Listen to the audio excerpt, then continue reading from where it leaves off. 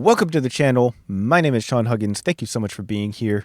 If you haven't already, consider subscribing. We got new videos every single day. So, speaking of videos, check this out. This is how I see the USA after 5 years living abroad. This is from Finding Tom. Check him out, linked in the description. As always, I don't know what to expect, but this might be more of a video talking about all the bad things about America rather than really specifically talking about Europe or other countries other than America. I'm not sure, but we're going to find out together. So let's hop straight into it. How I see the USA after 5 years of living abroad. Since 2018, I've lived in the Philippines and Mexico as a digital nomad. And since 5 years ago, I've learned one simple lesson about the United States.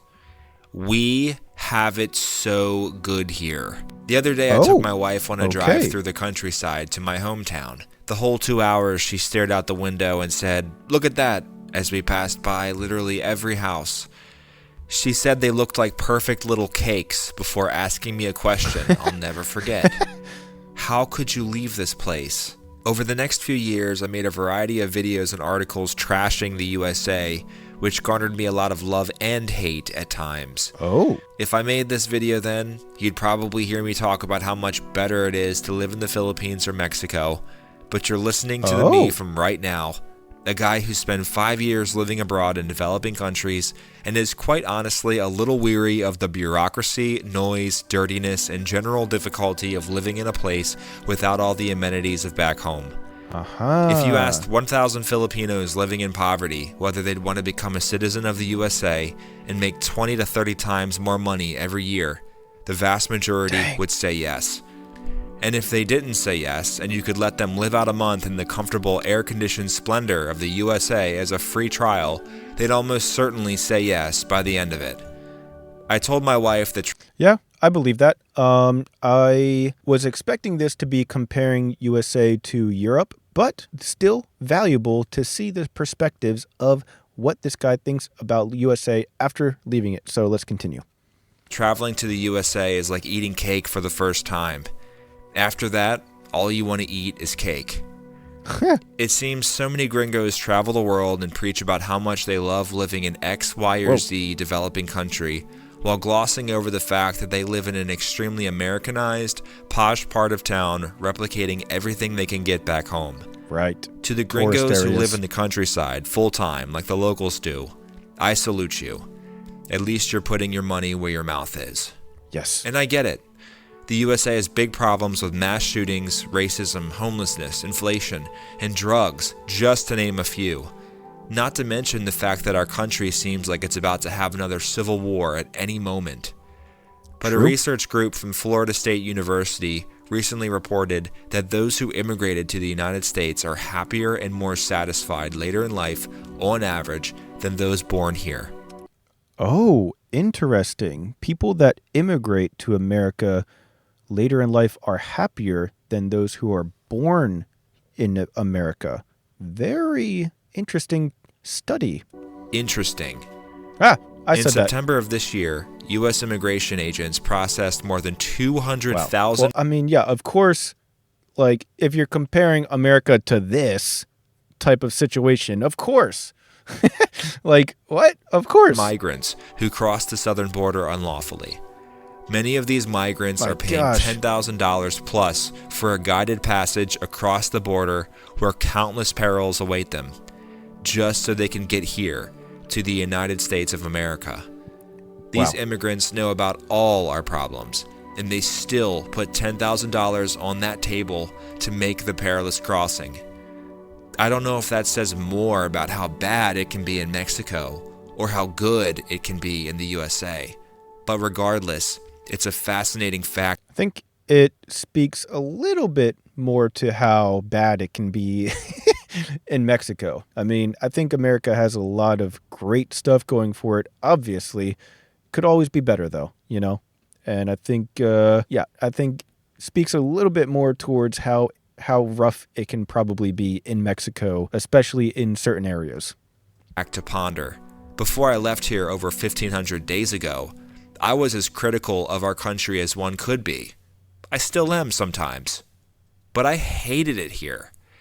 After visiting some of the most remote regions of the Philippines, though, where electricity is non-existent and emergency rooms are 20 plus hours away, I realized something. What? Emergency rooms, like hospitals, are 20 plus hours away. That's crazy. Something obvious. Damn, it's kind of difficult here. Then I realized something else right after. Americans have zero gratitude. True. We're just here in our little America bubble, focused on all the negatives, taking almost everything for granted. True. We blow everything out of proportion. I saw a tweet the other day that said, "Things I will be avoiding for my future babies/children." Oh, God. In the list, it said vaccines, fluoride, seed oils, food dyes, detergents, circumcision, public schools, shoes in the home. I couldn't help but laugh at this ridiculousness. How privileged do you have to be to write something like that? My wife tells me she'd be lucky to eat chicken broth as a child.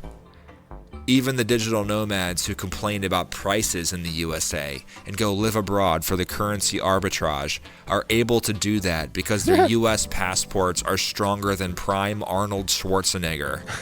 They also earn in strong US dollars that get sent straight to their US bank account. Right. Yeah, a lot of the people that are working in developing countries doing this whole digital nomad lifestyle, they are working for an American company or at least getting paid in US dollars at a normal US, pay grade. And then they are taking that amount of pay that they get, and taking it to a country where it just goes a lot further and you can buy stuff for way, way, way cheaper. And of course, that is a lot easier to do. Of course, it's easier to live that way. So they're in these situations because of the USA, whether they like it or not. Good point. The term first world problems can describe 95% of the things gringos typically complain about. And guess what? Just because the USA is a better country to live in than most others in the world doesn't mean we don't have problems that need to be fixed. I'm not saying that racism, gun control, and drugs aren't an issue. I'm simply saying that many people are way too hard on the red, white, and blue while severely discounting the incredible benefits they've received from living here. True. And that scale needs to be balanced. My scale got balanced by visiting remote villages, squeezing into packed metro trains, and seeing families of 6 sleep together in a house the size of my childhood bedroom. A few years ago, I watched Wolf of Wall Street in horror as Leonardo DiCaprio's character said, "I have been a rich man and I have been a poor man, and I choose rich every fucking time." I'm here to shamefully report to you that he's 100% correct. Most people, if they were smart, would choose to be richer rather than poorer. Wow. My wife and I watch Malcolm in the Middle all the time. Malcolm's family is poor in this show by American standards. One day, my wife turned to me and said, "They're poor? They don't look that poor to me." That spoke volumes to me. I'll leave you with this. Yeah, that's a great point. They had a house and a car and, they had food on the table. That's a lot more than what actual poor people have, To be in the richest 1% of the world, you have to make just $34,000 per year. In the USA, there's a lot of talk of billionaires and the top 1% and taxing the rich. Well, we are the rich. We are the 1%. Damn. If that's news to you, that's proof of my original point. We have it so good here. Signed, Tom.